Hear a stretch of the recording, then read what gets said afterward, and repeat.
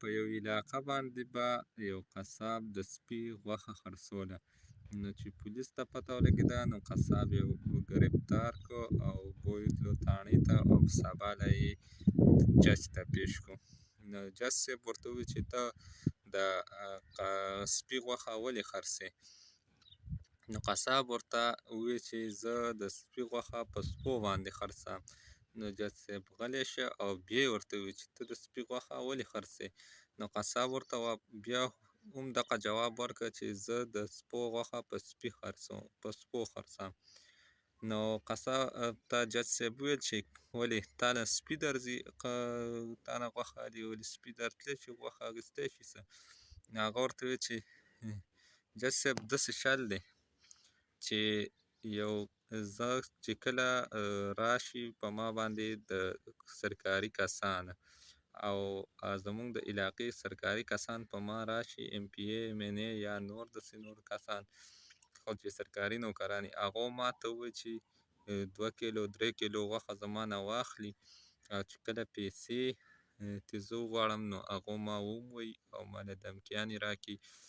نو زه چې کله ما د مجبورۍ نه دا کار شروع کړ، زه نور ښه صحیح سړی یم، ښه ایماندار یم، ښه لمونځ اودس کوم، خو ما د مجبورۍ نه دا کار شروع کړ ځکه چې هغو راشي او زما نه 2 کیلو 3 کیلو نرۍ غوښه واخلي نو زما پکې تاوان وي.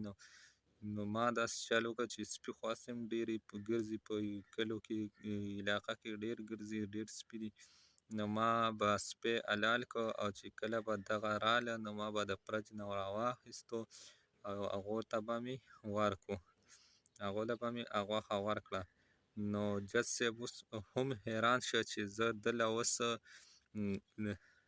انعام ورکړم او که نه دله زه اوس سزا ورکړم. نو جج صاحب ته قصاب دغه وویل نو زه دې کې یو عبرت پروت دی، یو سبق آموز ویډیو ده چې تاسو هم داسې زیات خلک داسې چې هغو سرکاري نوکران شي نو بیا ورته د غریب سړي هېڅ حیثیت نه وي معلومه او هېڅ حیثیت یې نه لري، غریب په نظر کې څه ګڼي هم نه. نو برای مهرباني داسې چل مه کوئ ځکه چې هغه هم ډېر ښه سړی و خو بس مجبوره په دې شه چې دغه شان کسان به ورتله او هغه نه به یې غوښه اخیسته او هغه هم پرې.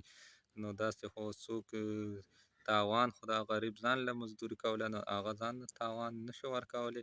نو هغه به سپی حلال کړ او هغه به یې فریزر کې کېښود چې کله به دغه کسان راله او هغه نه به د غوښې ډیمانډ وکړ نو هغه به غوښه د فریزر نه راواخیسته او هغو له به یې ورکړه. نو دا یو سبق آموز ویډیو وه، ما تاسو سره شریکه کړه. که ویډیو مو خوښه شوي مخکې ملګرو سره یې شیر کړئ او ملک علم نیاز آفیشل پیج سبسکرایب